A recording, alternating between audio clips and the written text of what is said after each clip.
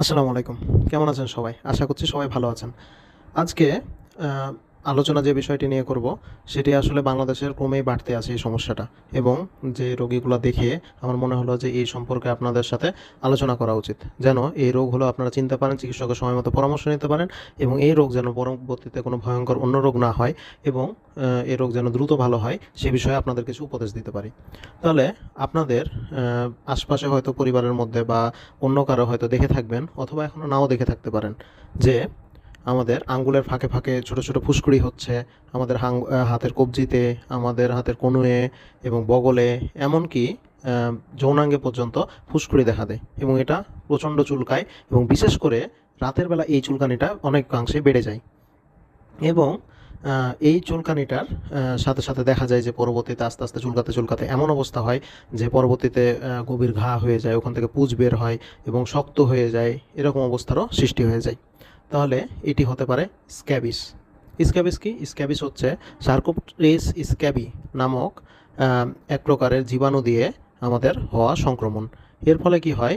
এর ফলে সার্কোপ্টেরিস স্ক্যাবি এই জীবাণুটি আমাদের ত্বকের ভিতরে তার বাসা তৈরি করে এবং দেখা যায় যে অনেক সময় ত্বকের তলে তলে এটা যেতে যেতে গর্ত করতে করতে যায় এবং এটাতে গভীর ভিতরে সরু সুতার মতো গর্তের মতো তৈরি হয়। তাহলে এই সার্কোপ্টেরিস স্ক্যাবি এই রোগটি কোথায় বেশি হয়? তাহলে এই দেখা যায় যে সাধারণত বিশেষ করে হচ্ছে ইয়াং যারা হচ্ছে মানুষজন আছে এবং ছেলেপিলে যারা হচ্ছে হোস্টেলে থাকে অথবা মাদ্রাসায় পড়াশোনা করে, মেসে থাকে, অর্থাৎ যারা ঘনবসতিপূর্ণ এলাকা যেমন বস্তিগুলায়, এগুলায় দেখা যায় যে অনেক সময় একসাথে অনেক লোক ঘিঞ্জি হয়ে বসবাস করার কারণে একজন থেকে আরেকজনে ছড়িয়ে যায়। কারণ এটি একটি তীব্র সংক্রামক রোগ। তাহলে এই রোগটি হলে আমাদের কি করণীয়? তাহলে প্রথমেই বলবো যে চিকিৎসকের কাছে যেতে হবে এবং এই রোগটি হওয়ার ক্ষেত্রে কিছু গুরুত্বপূর্ণ উপদেশ আসে, নাহলে এই রোগটি ভালো হবে না।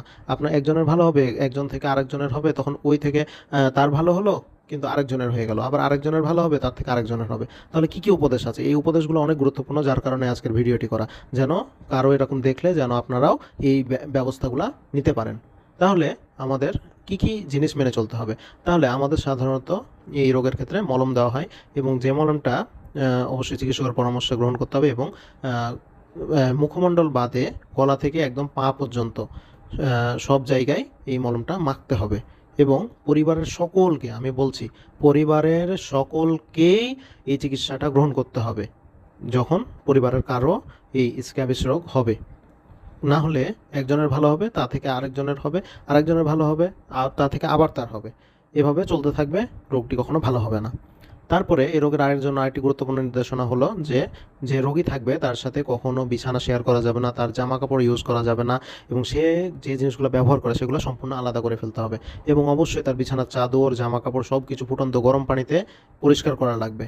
না হলে রোগ জীবাণু ছড়িয়ে যাবে আরেকজনের মধ্যে।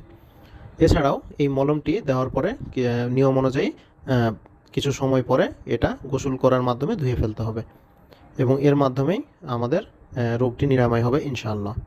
তাহলে এই রোগটি থেকে প্রতিরোধের উপায় কি? তাহলে আমাদের ঘিঞ্জি জায়গায় সতর্কভাবে থাকা লাগবে। জিনিসপত্র ব্যবহারে শেয়ারিং করা যাবে না। ব্যক্তিগত জিনিসপত্র যেমন চিরুনি, বিছানার চাদর, জামাকাপড় এগুলা শেয়ারিং করা থেকে বিরত থাকতে হবে এবং পরিষ্কার পরিচ্ছন্ন থাকতে হবে, নিয়মিত গোসল করতে হবে, কাপড় ভালোমতো পরিষ্কার করতে হবে এবং এই নিয়মগুলা মেনে চলতে হবে এবং অবশ্যই অবশ্যই যদি কারো স্ক্যাবিস হয় তাহলে পুরো পরিবার এবং যারা তার সংস্পর্শে থাকে তাদের সকলকে একসাথে চিকিৎসা গ্রহণ করতে হবে। তবেই এই রোগটি নিরাময় হবে ইনশাআল্লাহ। তাহলে ভালো থাকি, সুস্থ থাকি ইনশাআল্লাহ। আল্লাহ হাফেজ।